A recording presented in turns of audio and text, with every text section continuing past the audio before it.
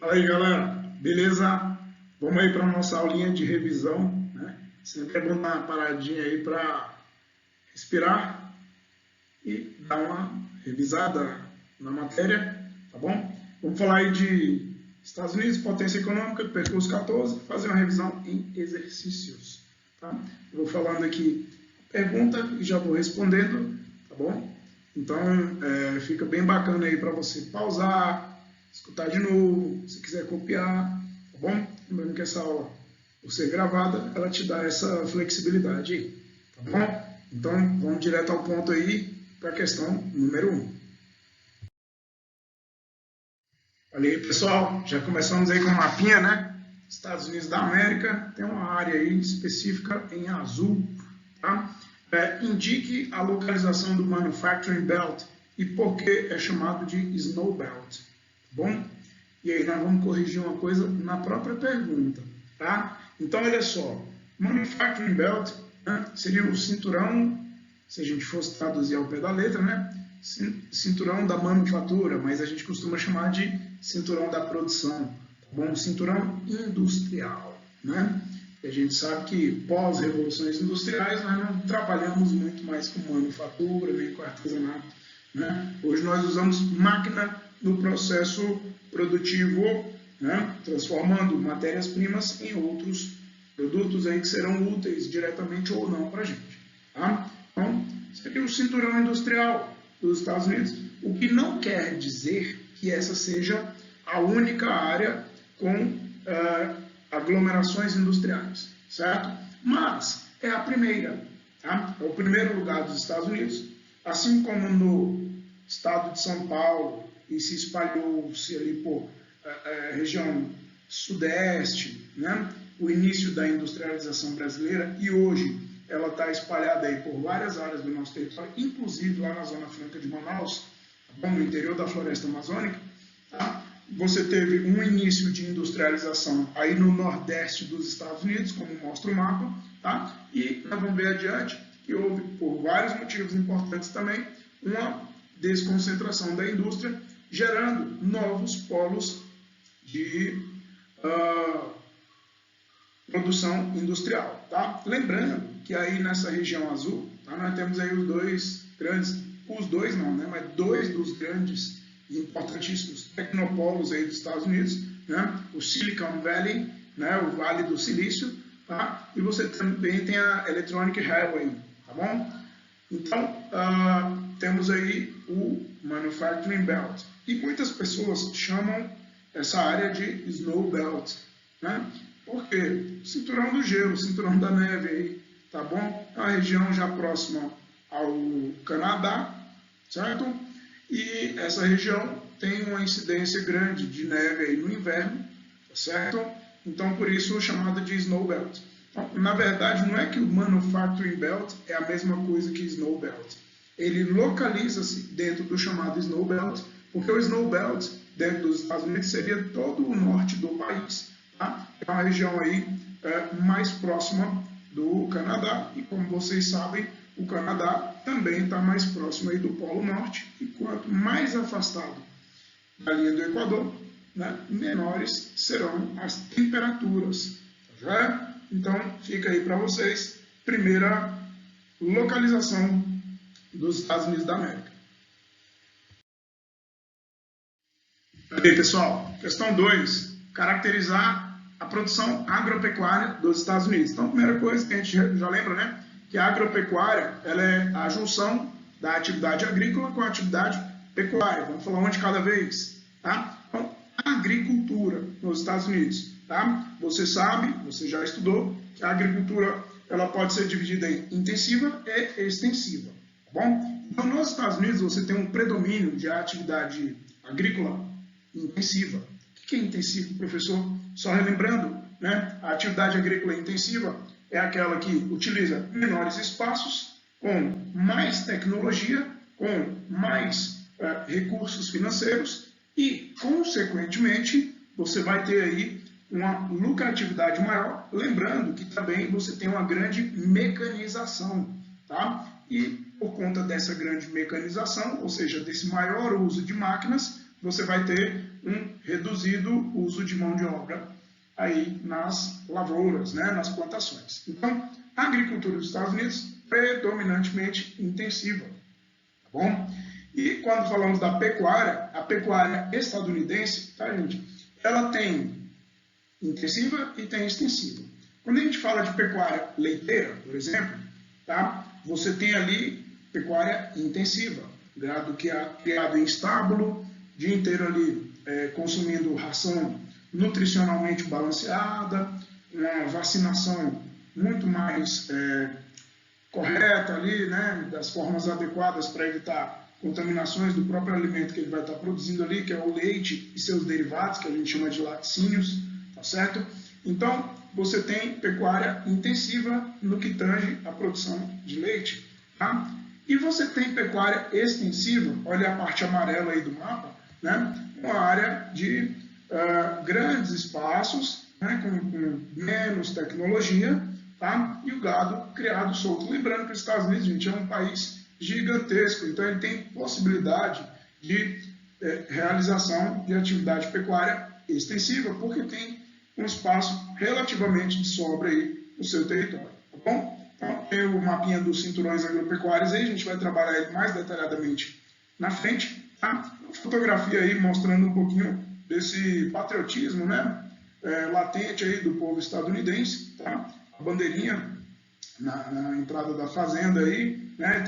Isso é muito comum também nas casas lá nos Estados Unidos, tá? E uma máquina agrícola lá no fundo, uma colheitadeira gigantesca lá, cheia de tecnologia, tá bom, gente? Então, tá aí um pouquinho da produção agropecuária dos Estados Unidos da América.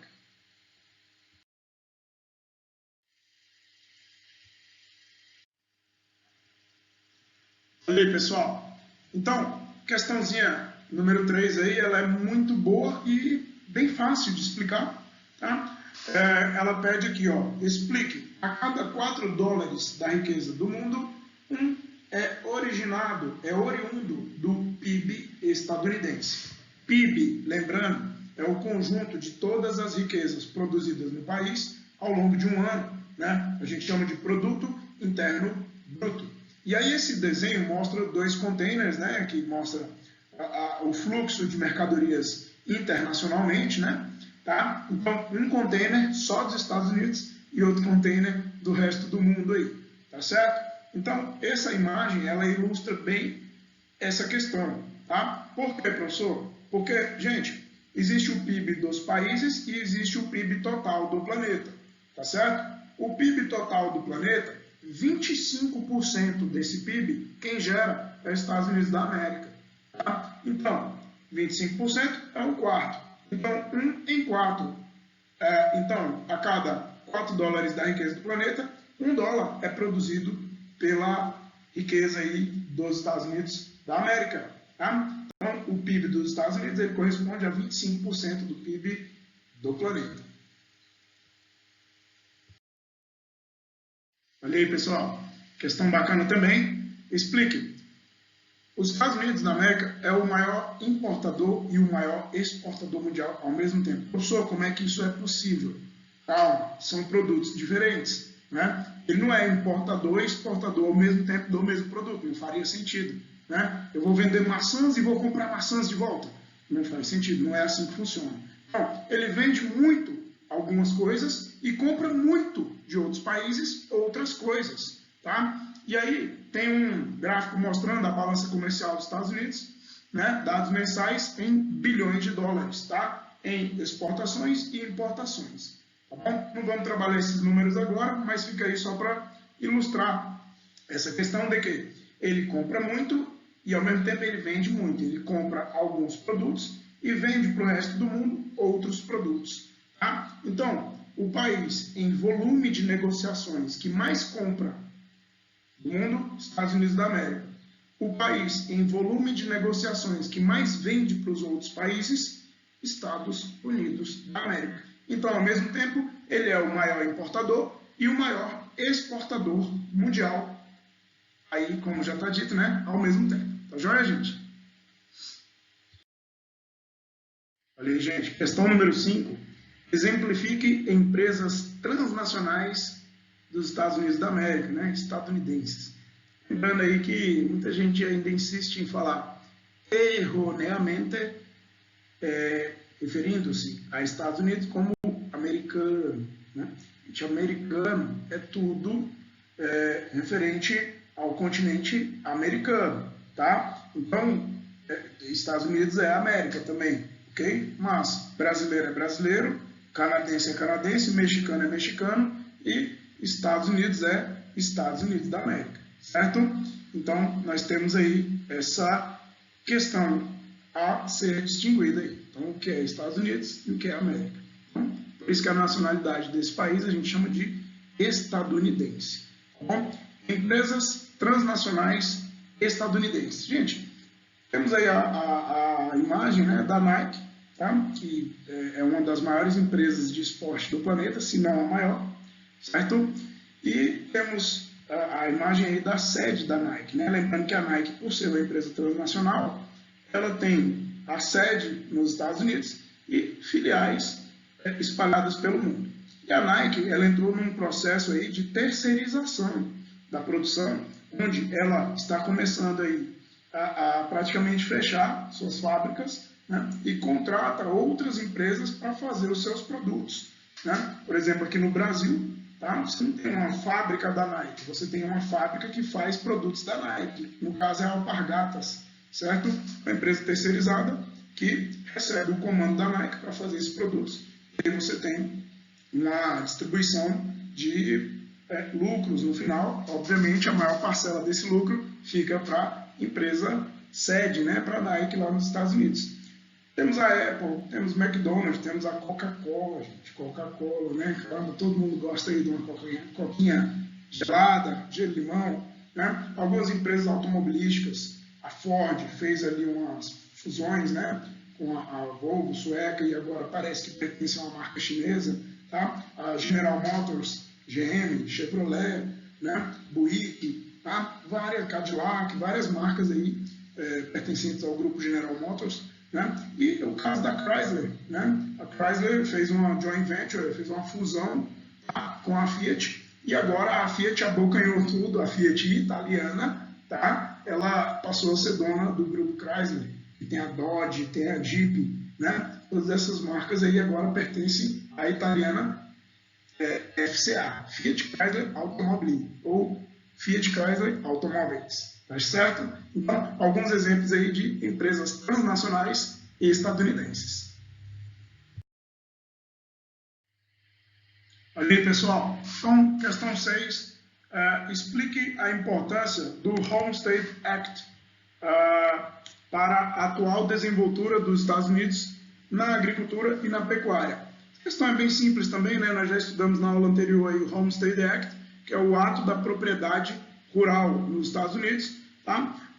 Que trata-se aí de uma grande distribuição de terras, né? Na época de 1863, se não me falha a memória, tá? Você teve ali o governo estadunidense oferecendo às famílias que quisessem produzir no espaço rural uma área de 160 acres de terra, tá? E essa família, produzindo 5 anos ininterruptamente, ela passaria a ser dona dessa terra. Então, qual é a relação entre esse ato com a desenvoltura atual da agricultura e da pecuária estadunidense? Significa o seguinte, gente, muita gente tem grandes quantidades de terra nos Estados Unidos, né? E criou-se uma cultura de produção agropecuária naquela região do planeta. Bom, então, isso é uma das causas dessa grande produtividade rural estadunidense. Claro que não é a única, mas é uma causa histórica que contribui com as causas atuais, que são o quê? Grande emprego de recursos financeiros, né? Grande tecnologia, a disponibilidade natural do solo ali, a questão do clima, que em alguns locais é favorável, em outros locais você tem sistemas de irrigação, tá bom? Então, bem tranquila essa questão aí. Pessoal, então voltando àquele mapinha lá da questão anterior, né? Nós falamos que falaremos dele posteriormente, estamos aqui agora falando dos cinturões agropecuários dos Estados Unidos. Então ele pede para que você os indique, tá? Então você tem aí, ó, o cinturão do trigo, o White Belt, né? Você tem o milho, o Corn Belt, o algodão, o Cotton Belt, né? os laticínios, o Dairy Belt, beleza? Então você tem grandes cinturões agropecuários, além do já falado Manufacturing Belt, né? Que fica lá próximo do cinturão do frio, lá, cinturão da neve, né? O Snow Belt. E depois nós vamos estar falando também do Sun Belt, que é uma nova área importantíssima para a gente estudar essa questão, beleza? Pessoal, então, ainda na nossa revisão, tá? Questão número 8, caracterize a desconcentração industrial dos Estados Unidos e seus motivos, tá? Coloquei dois mapas aí para vocês, tá? O mapa maior, ele mostra uma linha vermelha, né? Que fala do famoso Sun Belt. Falamos lá do Snow Belt lá em cima, e agora aqui embaixo, estamos falando do Sun Belt, nas proximidades ali do território mexicano, é a área onde você vai ter maior incidência luminosa do Sol ali nos Estados Unidos.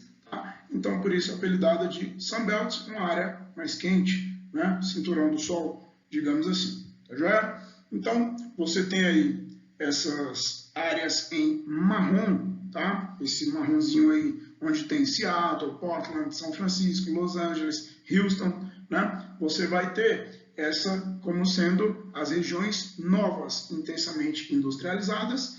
E a parte lá alaranjada, você tem lá o Manufacturing Belt, né, a região tradicional da indústria. No outro mapa, você tem duas grandes setas, né, onde as fábricas estão migrando do Manufacturing Belt para a região do Sun Belt. Né? E aí você tem as duas maiores megalópolis aí dos Estados Unidos, né, Boswash, Pitts, né, Sansan, né, de São Francisco a San Diego. Tá? Então, temos essa questão.